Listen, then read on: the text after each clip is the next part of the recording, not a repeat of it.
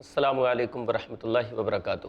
ناظرین، میں کمال الدین سنابلی ایک بار پھر حاضر ہوا ہوں آپ کی خدمت میں اپنا پروگرام لے کر جنازے کے مسائل۔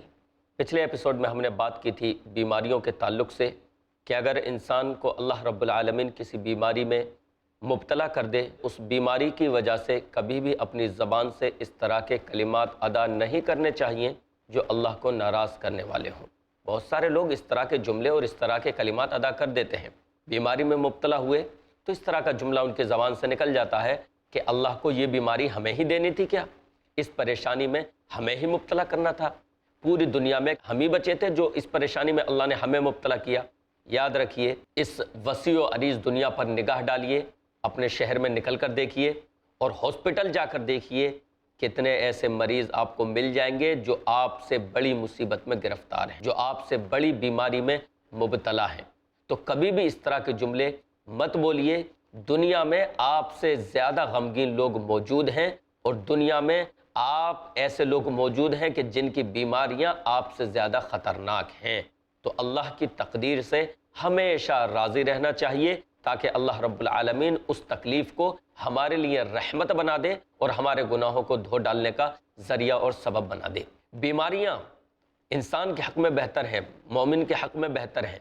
اسی وجہ سے بیماری سے پہلے کی جو زندگی ہے اسے غنیمت جاننا چاہیے۔ بیماریاں بہتر تو ہیں، لیکن اس کے باوجود عافیت والی زندگی جو ہے، صحت و تندرستی والی زندگی جو ہے، یہ بیماری والی زندگی سے بہتر ہے۔ اس لیے کہ صحت و تندرستی میں انسان جو اعمال کر سکتا ہے وہ بیماری میں نہیں کر سکتا۔ اسی وجہ سے ہمیں اپنی صحت کی قدر کرنی چاہیے۔ اللہ کے رسول صلی اللہ علیہ وسلم نے ارشاد فرمایا کہ دو چیزیں ایسی ہیں جس میں اکثر لوگ نقصان میں رہتے ہیں، گھاٹے میں رہتے ہیں۔ الصحت والفراغ، اس میں سے ایک چیز تو صحت ہے اور دوسری چیز ہے فراغت، یعنی فری ہونا۔ صحت پا کر بھی بہت سارے لوگ نقصان میں رہتے ہیں۔ جب صحت رہتی ہے تو غفلت میں رہتے ہیں، اور جب صحت گرنے لگتی ہے، اللہ کسی بیماری میں مبتلا کر دیتا ہے، تب افسوس کرتے ہیں کہ کاش صحت والے دور میں ہم نے اچھے اعمال کر لیے ہوتے۔ ہم نے خود اپنی نگاہوں سے دیکھا کہ لوگ کرسی پر بیٹھ کر نماز پڑھتے ہیں، سجدہ کرنے کی طاقت نہیں رکھتے۔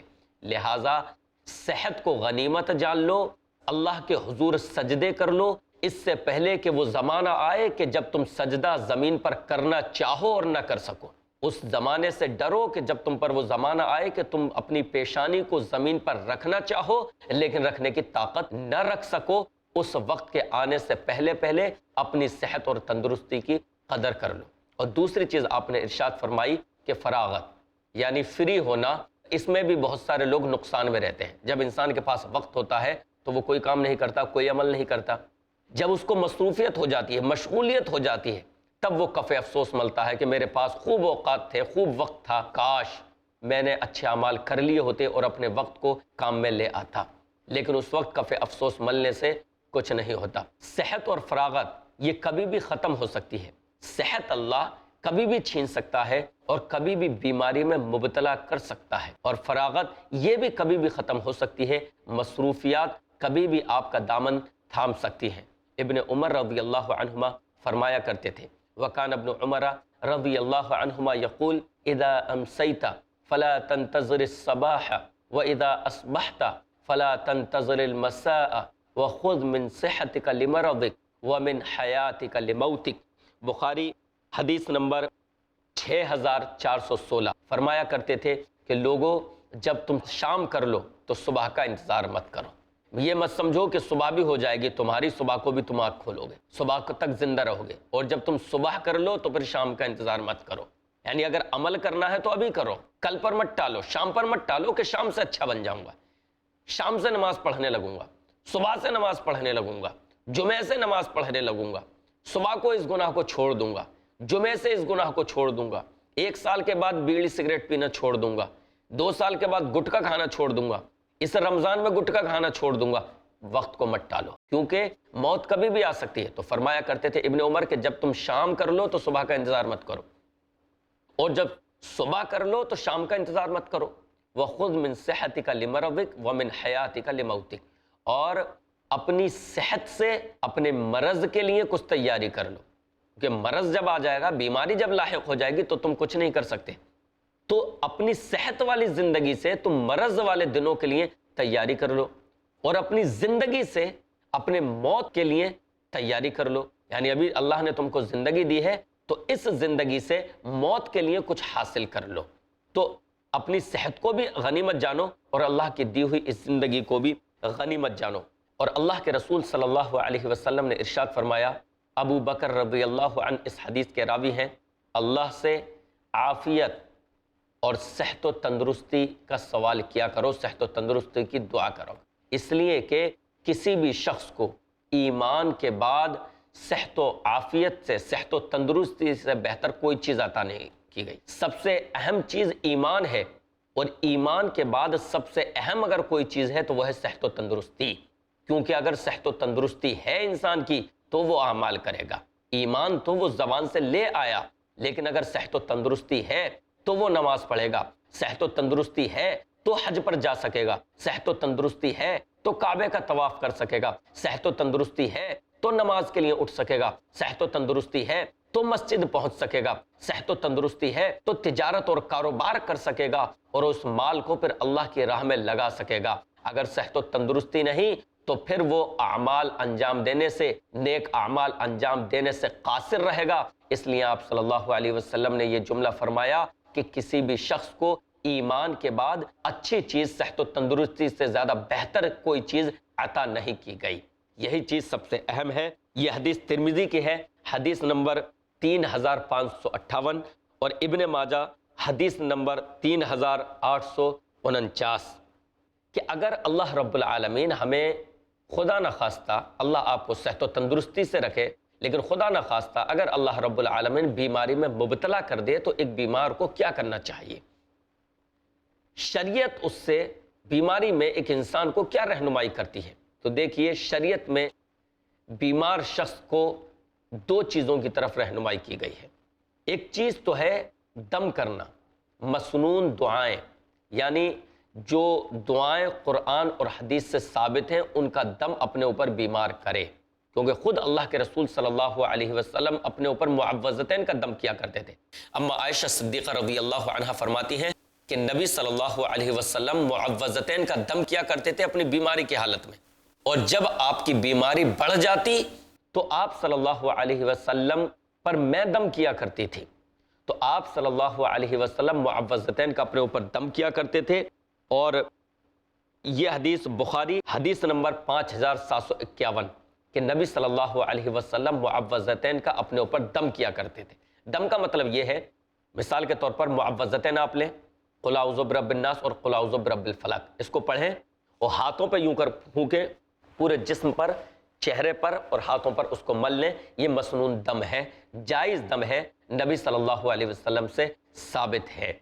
تو بیمار شخص ایک تو دم کر سکتا ہے، اور دوسری چیز دوا۔ اسلام نے، شریعت نے دوا کرنے پر بھی ابھارا ہے کہ بیمار شخص کو دوا کروانی چاہیے۔ اللہ کے رسول صلی اللہ علیہ وسلم کے پاس کچھ دیہاتی لوگ آئے اور آ کر عرض کیا، اللہ کے رسول صلی اللہ علیہ وسلم، قالت الاعراب، اللہ کے رسول صلی اللہ علیہ وسلم سے ان دیہاتیوں نے کہا، یا رسول اللہ صلی اللہ علیہ وسلم الا نتداوا، اے اللہ کے رسول صلی اللہ علیہ وسلم کیا ہم دوا نہ کریں، ہم لوگ علاج کریں؟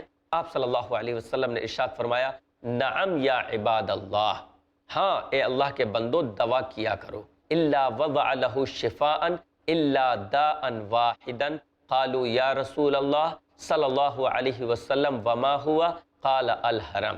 آپ نے فرمایا کہ ہاں اے اللہ کے بندو دوا کیا کرو، اس لیے کہ اللہ نے کوئی بیماری نہیں اتاری مگر اس کے ساتھ اس کی دوا بھی اتاری ہے، اس کی شفا بھی اتاری ہے۔ اللہ نے جو بھی بیماری اتاری ہے اس کی شفا بھی اتاری ہے، سوائے ایک بیماری کے۔ اعرابی صحابہ نے پوچھا، اللہ کے رسول صلی اللہ علیہ وسلم وہ کون سی بیماری ہے جس کی اللہ تعالیٰ نے دوا نہیں اتاری؟ آپ نے ارشاد فرمایا، الحرم، بڑھاپا۔ بڑھاپے کی کوئی دوا نہیں، بڑھاپے کا کوئی علاج نہیں، اس کے علاوہ اللہ تعالیٰ نے جتنی بیماریاں اتاری ہیں اس کی شفا بھی اتاری ہے۔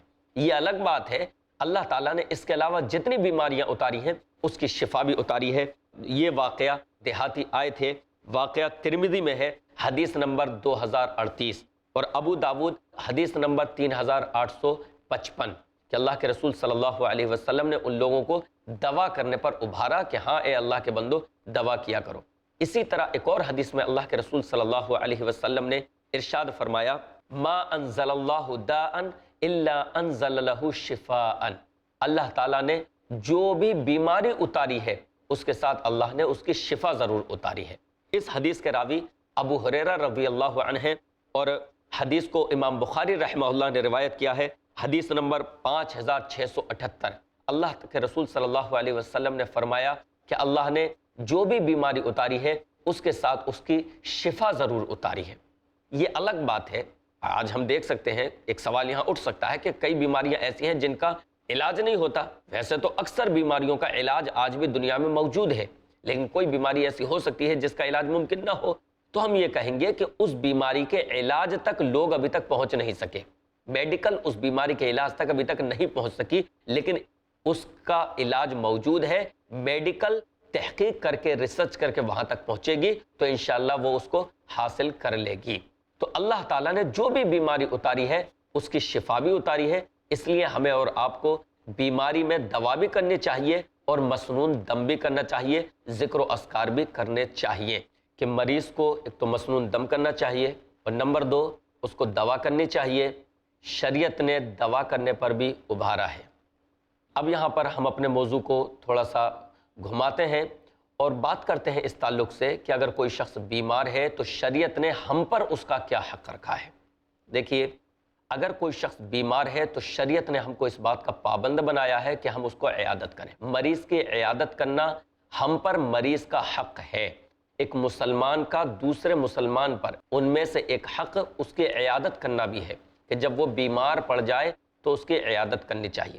آئیے اس کی دلیل میں آپ حضرات کے سامنے پیش کر دوں۔ ابو ہریرہ رضی اللہ عنہ اس حدیث کے راوی ہیں، فرماتے ہیں کہ اللہ کے رسول صلی اللہ علیہ وسلم نے ارشاد فرمایا حق المسلم علی المسلم ست قیل وما ہن یا رسول اللہ صلی اللہ علیہ وسلم قال اذا لقیتہ فسلم علیہ واذا دعاک فاجبہ واذا استنصحک فانصح لہ واذا عطس فحمد اللہ فشمتہ واذا مرض فعدہ وَإِذَا مَاتَ فَاتَّبِعْهُ۔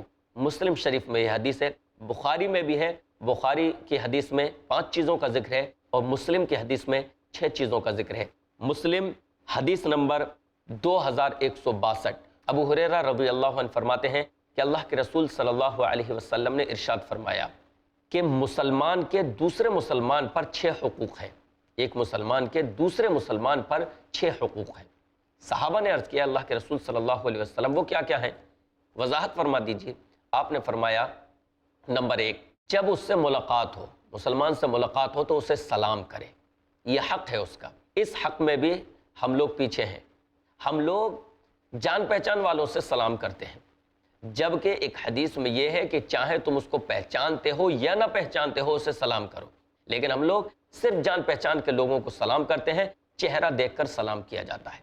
تو میرے بھائیوں ایسا بالکل ہرگز نہیں کرنا چاہیے، بلکہ ہر مسلمان کو سلام کرنا چاہیے، چاہے اس سے رشتہ داری ہو یا نہ ہو، چاہے اس سے دوستی ہو یا نہ ہو، چاہے اسے آپ جانتے ہوں یا نہ جانتے ہوں، آپ پر حق ہے کہ آپ اس کو سلام کریں۔ تو آپ نے فرمایا اذا لقیتہ فسلم علیہ، جب آپ اس سے ملاقات کریں تو اسے سلام کریں۔ اور نمبر 2، واذا دعاک فاجبہ، جب وہ آپ کی دعوت کرے تو آپ اس کی دعوت کو قبول کریں، یہ بھی مسلمان کا حق ہے۔ اصل میں اسلام غلط فہمیوں کو ختم کرنے کی کوشش کرتا ہے۔ اسلام نہیں چاہتا کہ معاشرے میں آپس میں لوگوں میں غلط فہمیاں پھیلیں اور پھر ان غلط فہمیوں کی وجہ سے سماج میں بدامنی پھیلے۔ اگر کوئی شخص آپ کی دعوت کرتا ہے اور آپ اس کی دعوت کو قبول نہ کریں کہ دل میں ضرور یہ وسوسہ پیدا ہوگا کہ آپ اس سے نفرت کرتے ہیں یا آپ اس سے خفا ہیں یا آپ اس سے جلتے ہیں، اس سے حسد رکھتے ہیں، اس کے دل میں یہ وسوسہ پیدا ہوگا اور پھر وہ آپ کے خلاف بھی اپنا ذہن بنانے لگے گا، شیطان اس کا ذہن آپ کے خلاف تیار کرے گا۔ اس لیے اسلام نے اس جڑ کو ہی ختم کر دیا اور حقوق میں اس چیز کو شامل کر دیا کہ وَإِذَا دَعَاكَ فَأَجِبْهُ، اگر وہ آپ کو دعوت دیتا ہے تو اس کی دعوت کو قبول کیجیے۔ نمبر 3، اگر وہ آپ سے مشورہ مانگتا ہے، آپ کا بھائی آپ سے مشورہ طلب کرتا ہے تو اس کو اچھا مشورہ دیجیے۔ اچھا مشورہ دینا یہ بھی مسلمان کا ہم پر حق ہے، ایک مسلمان کا دوسرے مسلمان پر حق ہے۔ بہت سارے لوگ تو مشورے ہی سے لٹیا ڈبو دیتے ہیں، وہ یہ سوچتے ہیں کہ اگر ہم نے اس کو اچھا مشورہ دے دیا تو یہ ترقی کر لے گا، اگر ہم نے اس کو اچھا مشورہ دے دیا یہ ہم سے اوپر اٹھ جائے گا، اگر ہم نے اس کو اچھا مشورہ دے دیا تو زندگی کی ریس میں یہ ہم سے آگے بڑھ جائے گا، لہٰذا وہ جان بوجھ کر اس کو مس گائیڈ کرتے ہیں، غلط مشورہ دیتے ہیں۔ جان لیجئے یہ چیز حرام ہے۔ یہ مسلمان کا مسلمان پر حق ہے کہ اگر وہ آپ سے مشورہ مانگتا ہے تو اس کی خیر خواہی کرو، اس کو اچھا مشورہ دو۔ نمبر 4، جب اس کو چھینک آئے اور وہ الحمدللہ کہے، اللہ کی تعریف کرے، تو پھر اس کے چھینک کا جواب دو اور اس کو یرحمک اللہ کہو۔ چھینکنے والا کہے گا الحمدللہ اور سننے والا کہے گا یرحمک اللہ۔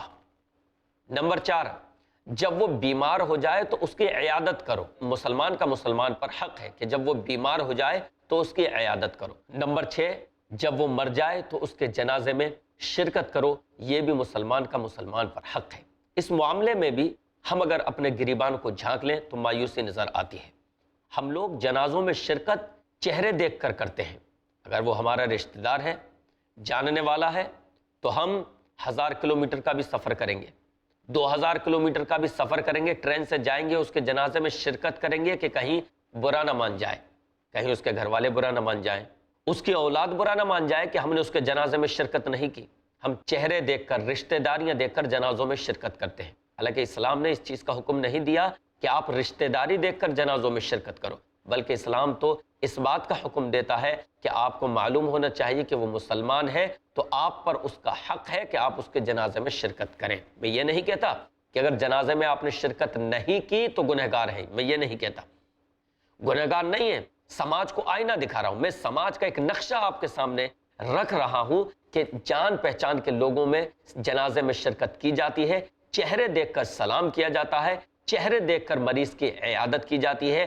اللہ کے واسطے ان چیزوں کو ختم کیجئے اور رشتہ داریوں کی بنیاد پر نہیں بلکہ قوم کی بنیاد پر، ایمان کی بنیاد پر، کلمے کی بنیاد پر اس کی عیادت کیجئے، کلمے کی بنیاد پر اس کے جنازے میں شرکت کیجئے اور کلمے کی بنیاد پر اس سے سلام دعا رکھیے، اس کو سلام کیجئے۔ یہ مسلمان کا مسلمان پر حق ہے۔